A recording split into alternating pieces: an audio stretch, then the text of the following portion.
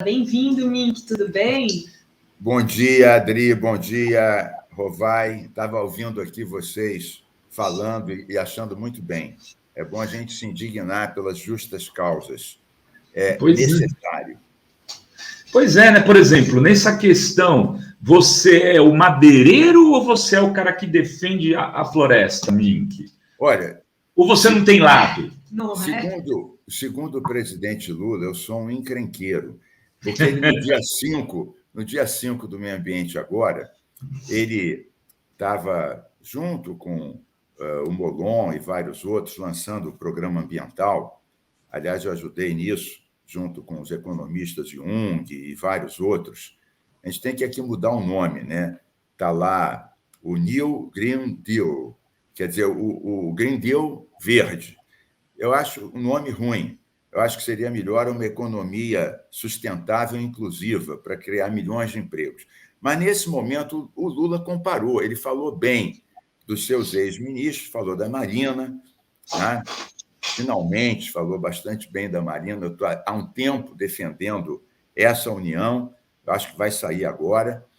Falou de mim bem, mas disse: o Mink é bom, mas ele é um encrenqueiro, ele briga muito, mas é de alto nível. Aí eu postei nas minhas redes: o Lula tem razão, eu sou mesmo encrenqueiro. Eu encrenco com os desmatadores, com os madeireiros. E aí todo mundo achou ótimo. É isso aí, tem que ter alguém para encrencar com esses criminosos. Aí eu vou adotar o mincrenqueiro. Mincrenqueira. Já tem slogan de campanha. Mincrenqueiro de novo. Você sai estadual de novo, Mink? Eu estou estadual de novo, mas eu estou participando da coordenação da campanha do Freixo, também do Molon, estou ajudando o programa ambiental do Lula. Resumindo, não posso me queixar de tédio pelos próximos 4 meses. Mas, como não há mal que dure para sempre, depois eu espero dar uma boa relaxada e comemorar essa virada de página, né, da nossa história republicana. Por curiosidade, Mink, por que você nunca sai a federal? Você gosta mesmo do Rio, é isso? Eu gosto do Rio. Eu estive em Brasília 2 anos, quando eu fui ministro do Lula, e gostei de trabalhar com Lula. Aliás, o Lula é um gênio, né? Ele traz as contradições para dentro do governo dele. Ele faz a gestão da luta de classes dentro do seu próprio governo. Ele tinha um Ministério da Agricultura que ele entregou para o agronegócio. Era aquele deputado federal do Paraná, o Reinhold Stefanes. Começou, acho que com o Roberto... Não, isso foi antes. No meu tempo era o Reinhold Stefanes. E tinha um Ministério da Agricultura Familiar, que era o pessoal do PT do Rio Grande do Sul. Uma Rosseto, Miguel Rosseto, né? Primeiro o Rosseto, depois um outro companheiro, mas da mesma linha. E ele ia fazendo a gestão, né? Ele pôs a Marina, depois a mim, e tinha o Lobão, nas Minas de Energia, que queria fazer térmica para tudo que é lado, de carvão. Eu não licenciava. Aí o Lobão reclamava para mim. Aí eu fui para a televisão e falei assim: olha, Lobão, você está pensando que eu estou chapeuzinho vermelho, você está muito enganado a meu respeito. Aí soltei. Aí o Lula ligou para mim: Mink, você está doido? Fica brigando com o Lobão. Eu falei: foi ele que começou. E o Lula ia administrando isso tudo e conseguiu dar estabilidade, né? Nós reduzimos, só na minha gestão, 2 anos apenas, a gente reduziu a metade do desmatamento da Amazônia. O Brasil foi o primeiro país em desenvolvimento a ter meta de redução das emissões e criamos milhões de empregos sem inflação, o que derruba a tese que uma defesa enfática do meio ambiente contra o crime ambiental afeta a economia. Agora é exatamente o contrário. Eles estão devastando o meio ambiente, a Amazônia, o Cerrado, a Mata Atlântica, que aumentou 66% de desmatamento. A economia está patinando, a inflação nas alturas, o pessoal sem dinheiro para comprar o feijão, o tomate, a cenoura, o bolsovírus andando de jet ski e brigando com urna eletrônica, como se isso fosse trazer comida para o prato do brasileiro. Quer dizer, é um insensato, alucinado. Pois é, saiu hoje, né? 33 milhões de brasileiros em situação de fome. É assim, é um dado que é equivalente à década de 90, né? Olha só quanto retrocesso, né, Min, que a gente tem visto. Rodrigo, eu vi essa notícia e me lembrei logo do nosso querido Betinho. Betinho foi meu grande amigo e companheiro desde o exílio, né? Tivemos juntos em várias campanhas. O Betinho me levou para a campanha da reforma agrária, conheci Dom Adriano Hipólito, Dom Mauro Morelli, né? E ele era realmente uma pessoa, como o Chico Mendes, aliás, outro companheiro meu, aliás, que falta fazem Betinho e Chico Mendes nesse momento, né? Pessoas dessa dimensão, né? Ambos ligavam as grandes questões ambientais às grandes questões sociais e conseguiam trabalhar.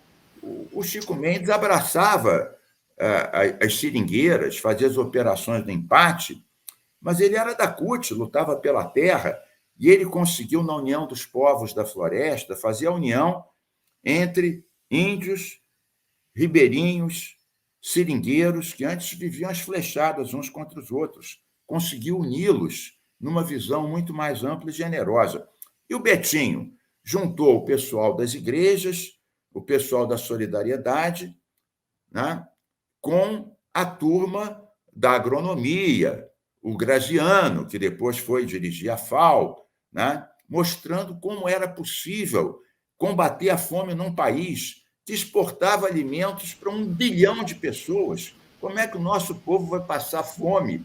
Uma agricultura tão pujante, tão importante.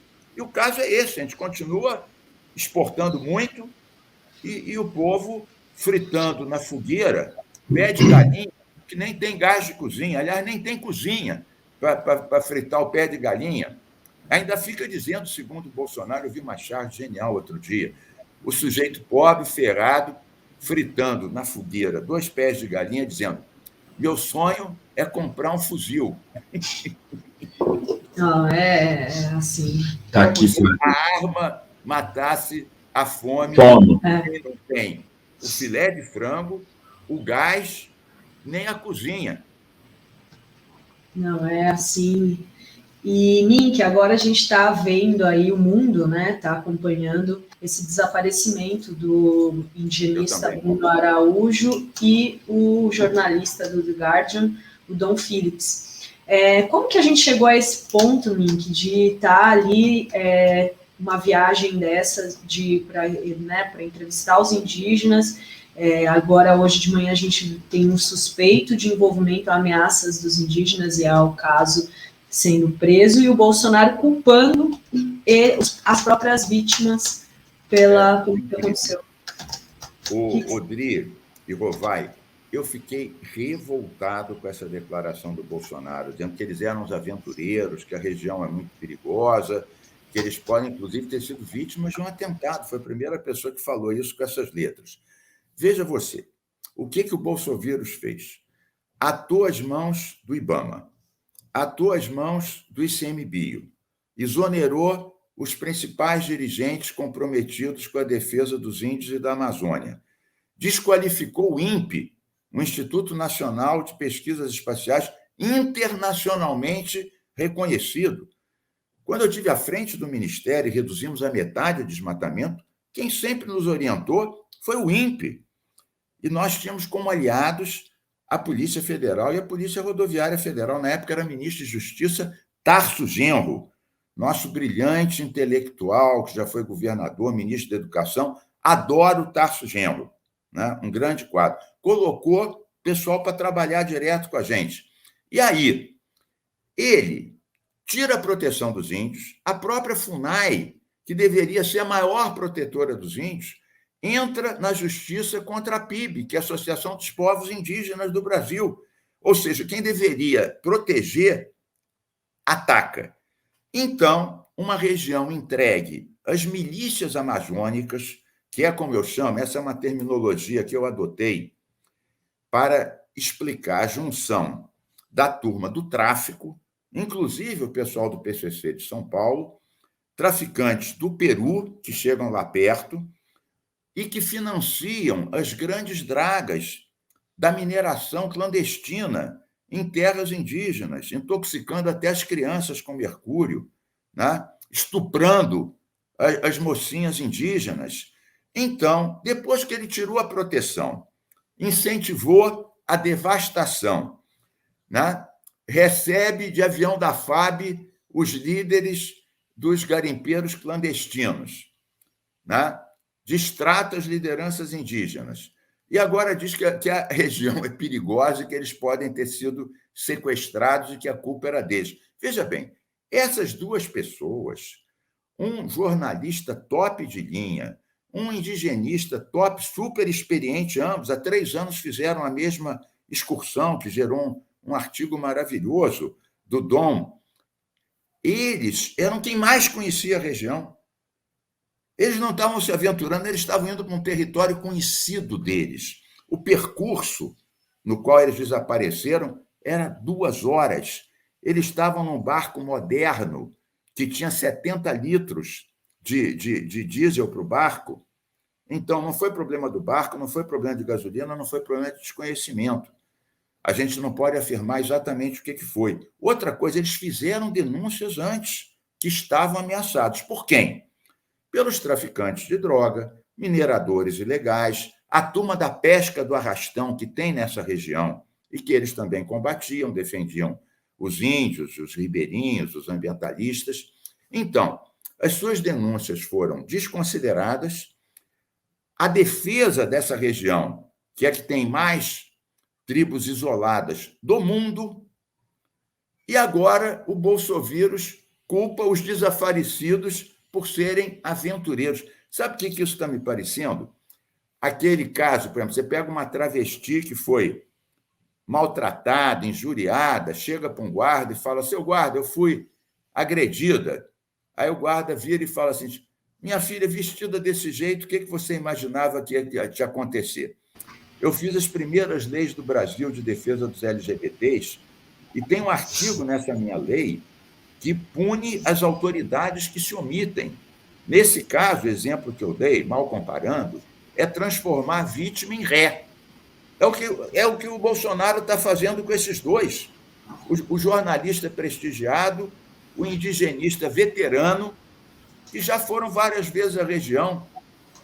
É inacreditável. A mesma coisa que o Bolsonaro fez com o companheiro que foi asfixiado dentro do carro da polícia rodoviária. Foi intoxicado e asfixiado com monóxido de carbono dentro do carro, e ele ainda chama o cara de vagabundo. E o grande crime do Genivaldo é que ele estava sem capacete. Exatamente. O Bolsonaro faz em todas as motocicletas dele. Inclusive, tinha feito numa de Sergipe, o Carlito Neto teve aqui, numa cidade do interior de Sergipe, onde Bolsonaro foi inaugurar, sei lá, uma viela, sei lá, uma ponte de madeira, alguma coisa assim. E aí eles fizeram uma motociata bizarra, tinha, sei lá, 30 motos, 40, e todos, incluindo Bolsonaro, sem capacete. Sem máscara, sem nada. Sem nada. Eu pedi para separar aqui o vídeo da também jornalista esposa do Dom Philip, para a gente mostrar para a nossa audiência. Eu chorei vendo esse vídeo. Ela é emocionada. É um vídeo muito triste, mas é necessário. Por favor, Guilherme Oldri, se você puder. Meu nome é Alessandra Sampaio e eu sou a esposa do Dom Philip, que está desaparecido, junto com Bruno Pereira, lá na Amazônia. Eu queria fazer um apelo do governo federal para os órgãos competentes a intensificar as buscas, e a gente ainda tem um pouquinho de esperança de encontrar eles. Mesmo que eu não encontre o amor da minha vida vivo, eles têm que ser encontrados, por favor. Intensifiquem essas buscas. Eu não quis falar antes porque a família toda está muito chocada e a gente não está sabendo reagir. Mas eu estou fazendo esse apelo, por favor, para intensificar essas buscas. Obrigada. É de moer o coração, né? Terrível. Ô, Rovai, eu me lembrei agora, Adri, um lance que aconteceu quando eu era ministro, estamos falando de 2009, portanto, há 13 anos atrás. Foi numa cidade do Pará, chamado Paragominas. Esse nome Paragominas quer dizer Pará, Goiás e Minas, é que tinha muita gente desses 3 estados. Então, houve operações do IBAMA, os madeireiros que controlavam politicamente a região distribuíram cachaça e galões de gasolina, incentivaram a turma a meter fogo nos carros do IBAMA e do ICMBio e nos prédios que eles estavam alojados. Muito bem. O que eu fiz no mesmo dia de noite? Procurei o presidente Lula, né?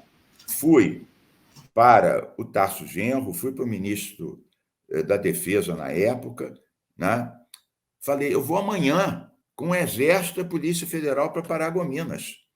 Instamos o prefeito a ficar do nosso lado. A gente tinha os vídeos.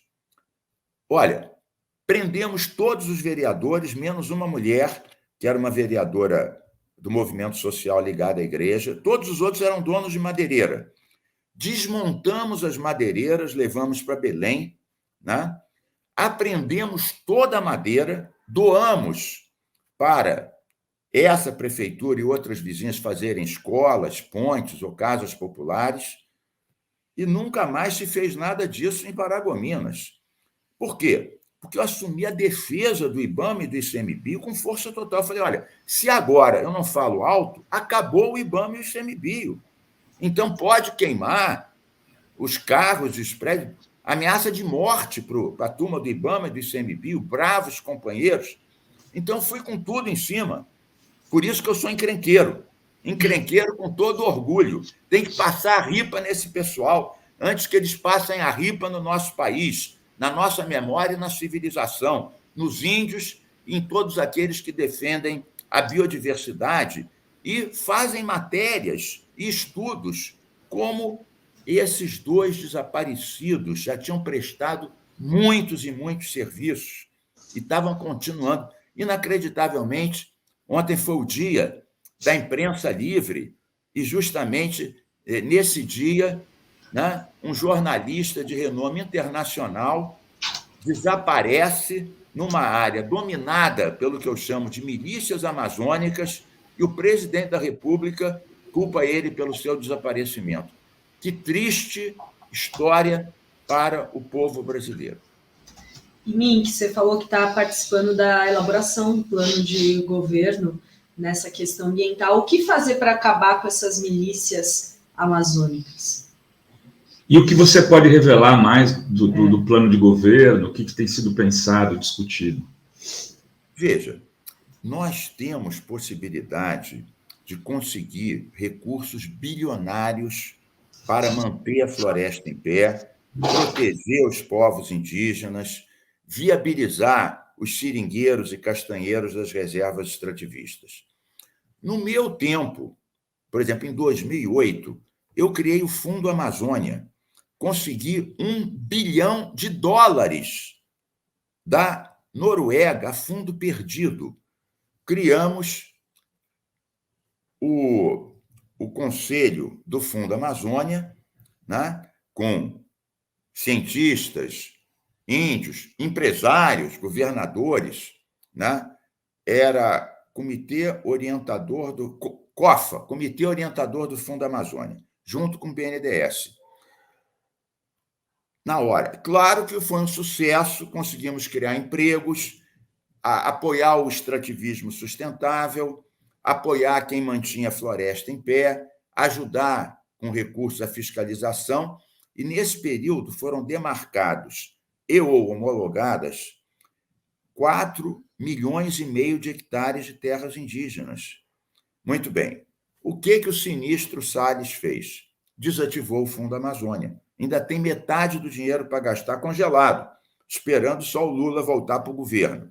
Agora a pergunta é o seguinte: naquele tempo, em 2008, há 14 anos atrás, nós conseguimos $1 bilhão a fundo. Nossa única obrigação, reduzir o desmatamento. Eles não se metiam quais eram os programas, né? Inclusive, teve gente que especulou. Esses noruegueses estão querendo dominar a Amazônia, todo mundo é desconfiado. O que eles estão por trás disso? Será que são bonzinhos? Não. Eu trouxe não só o ministro do Meio Ambiente, o primeiro-ministro da Noruega chegou aqui numa coletiva e falou: nós somos um pequeno país debaixo da Groenlândia. O dia que aquilo derreter, nós vamos submergir. Nós não somos Papai Noel. Isso para nós é um seguro de vida. Seguro de vida. Muito bem.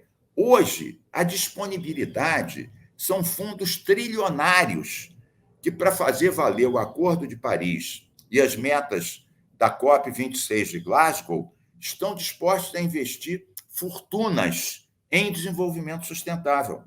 Já existem muitos projetos e muitos outros podem ser incentivados junto com as universidades.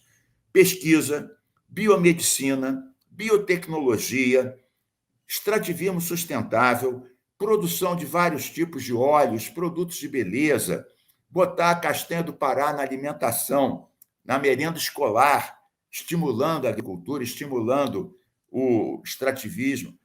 Não faltam projetos e não falta dinheiro. Não chega nesse governo, porque esse governo nega o clima, triplicou o desmatamento, culpabilizou o INPE e paralisou o Fundo Amazônia e o Fundo Clima, que foi outro fundo que nós criamos também e que está completamente paralisado. Então, há recurso, há projetos, há ideias de integração. A ideia não é não faça nada na Amazônia. Para concluir esse ponto, no nosso tempo, a gente fez o zoneamento econômico e ecológico da Amazônia com 11 universidades federais e estaduais. O que é o zoneamento econômico e ecológico? Você faz todo o levantamento de dados agronômicos, demográficos, urbanísticos, florestais, econômicos, e fala, olha, aqui já está desmatado, dá para fazer uma indústria, mineração. Aqui dá para fazer a pesquisa do extrativismo. Aqui não, aqui é o coração mais protegido da Amazônia.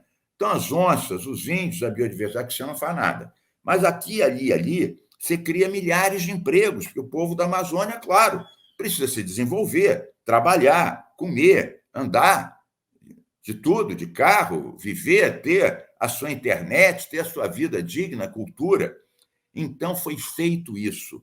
Então, a gente não reduziu o desmatamento só na porrada, se bem que toda semana eu ia lá baixar o cacete nessa turma, com o Exército.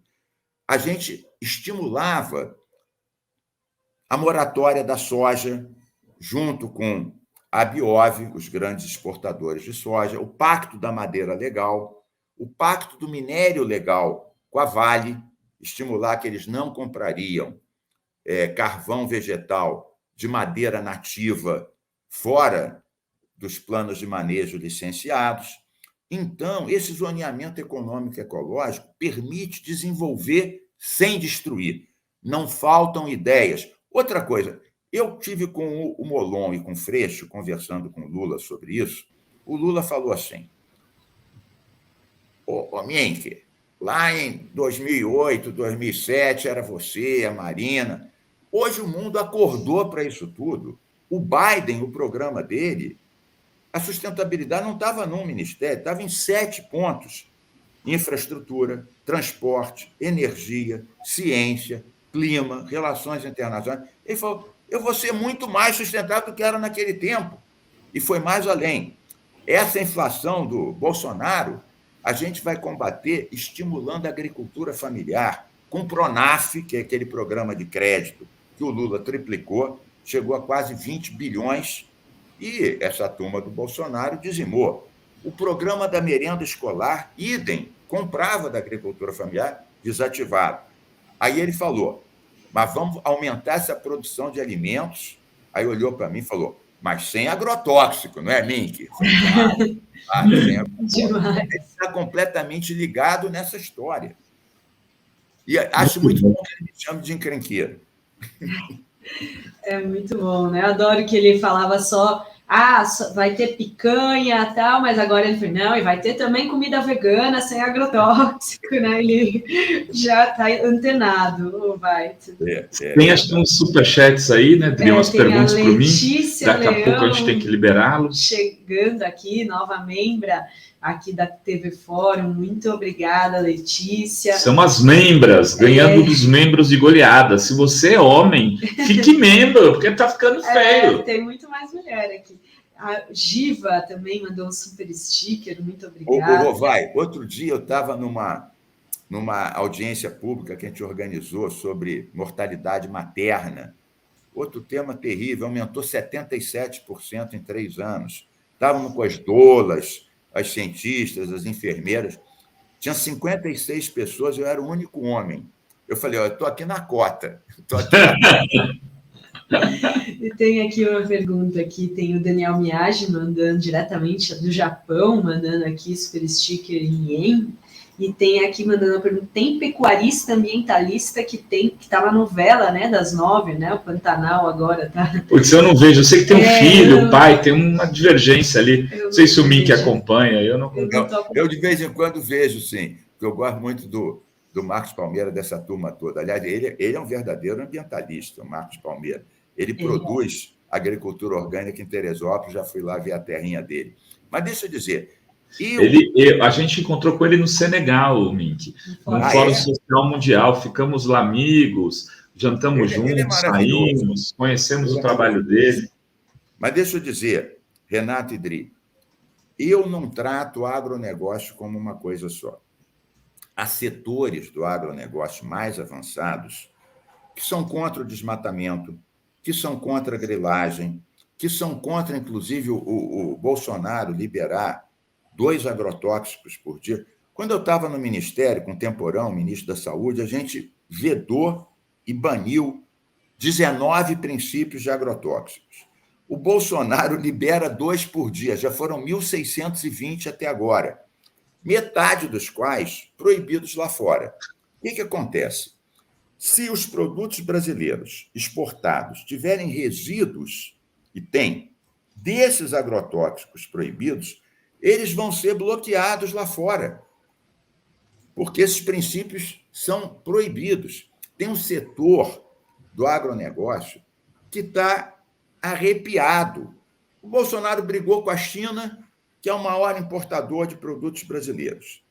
O Bolsonaro alimenta os grileiros e os desmatadores que triplicam o desmatamento, o Brasil entra na lista daqueles que os grandes fundos trilionários estão proibidos de investir.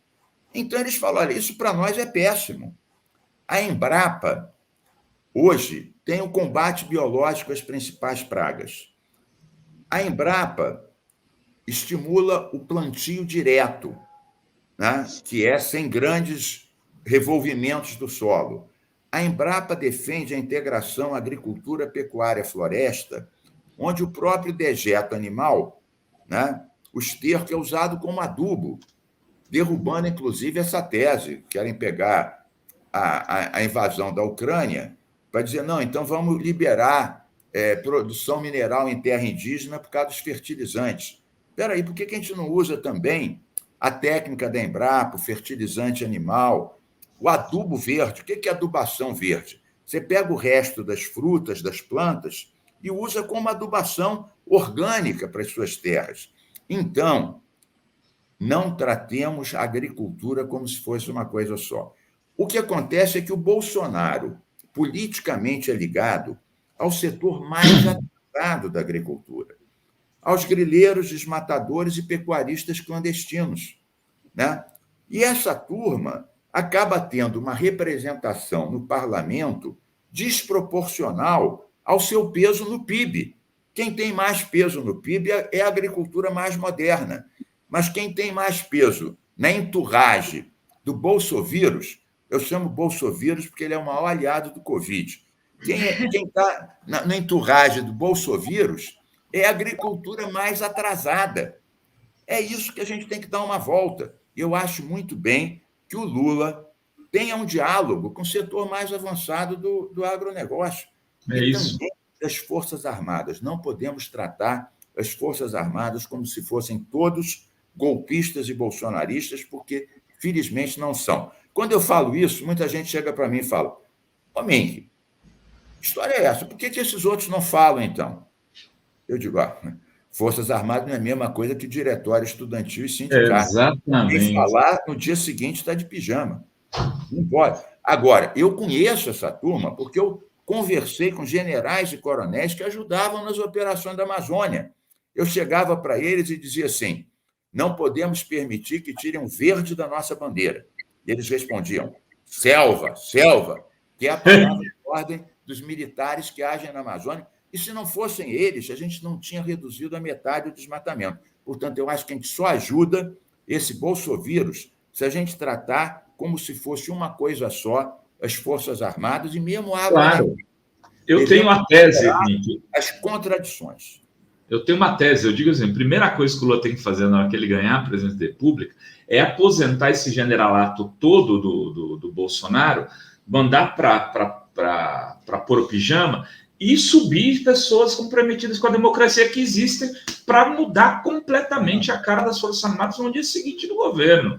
Né? E a mesma coisa em relação ao agrobusiness. Você tem que ir lá e trazer aqueles caras que topam conversar e discutir um programa avançado, um programa pautado no desenvolvimento sustentável, no respeito ao meio ambiente, para ter maior protagonismo que esses trambiqueiros. Dri, estamos chegando ao final aqui dessa conversa. Queria agradecer muitíssimo, Mink, muito bom. Já vou dizer até a próxima, porque a gente já vai... Vamos chamar mais vezes. E, Mink, se tiver notícias do Dom Felipe, manda para a Dri, manda para mim.